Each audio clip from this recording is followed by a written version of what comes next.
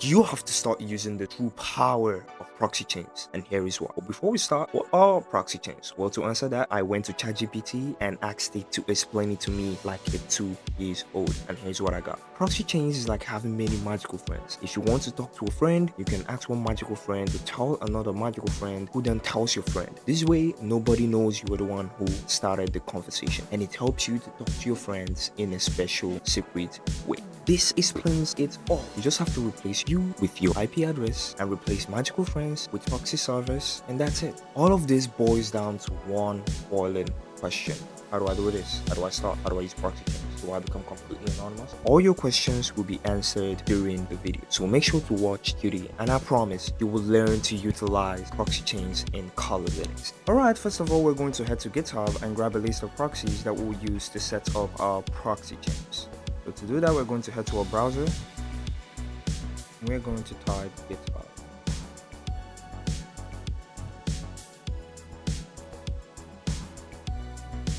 The first link. And right on the search bar, we're going to search for proxy list. Click on this guy because he updates it every 30 minutes, and I'm going to go with proxies underscore anonymous. I'm going to scroll down, and this is socks 4. I want socks 5. You're probably wondering what socks 4, socks 5, or HTTP proxies are. They're just the protocol to use. I prefer using socks 5. Here we have socks 5. I'm just going to copy from here down to 20. I'm going to copy.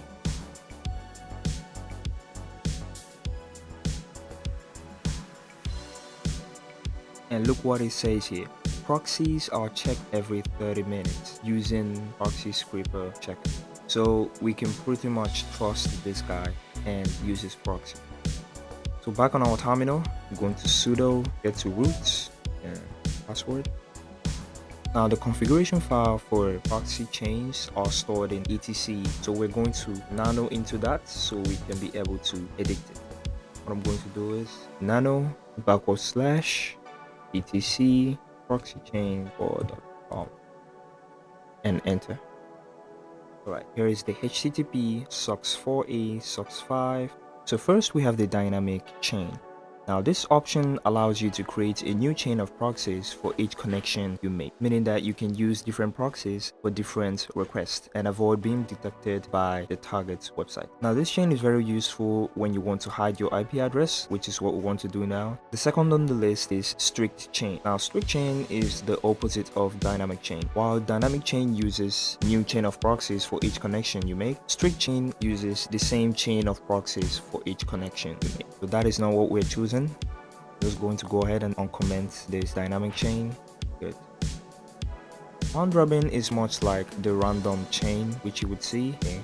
Yeah, so round robin is like the random chain because it also randomizes it, but it balances the load between the proxy chains, unlike random chain that can randomly use the same chain it used before. I mean, it's random, right? So we're going to scroll down.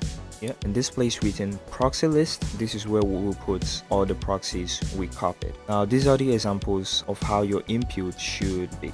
I'm going to go ahead and paste what we copied. Okay, we can see that we have to clear the columns that are separating the IP address from the ports. So yep, and there we have it. So I'm going to save this with Ctrl O and enter, Ctrl X.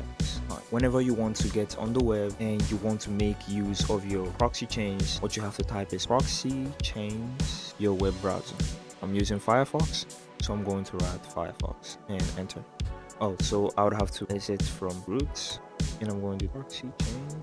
So we're using our proxy chains right now. To check that, we're going to go to whatismyip.com. And there we have it. This is obviously not my IP address. Don't worry, I'll show you my IP address later. And I'm definitely not in this location. To prove that to you, I'm going to go back to my terminal and I'm going to check my IP address. And here's my IP address. As you can see, 192.168.60.142, which is not what it is showing here. We can use this site. and here's what we get, that same IP address.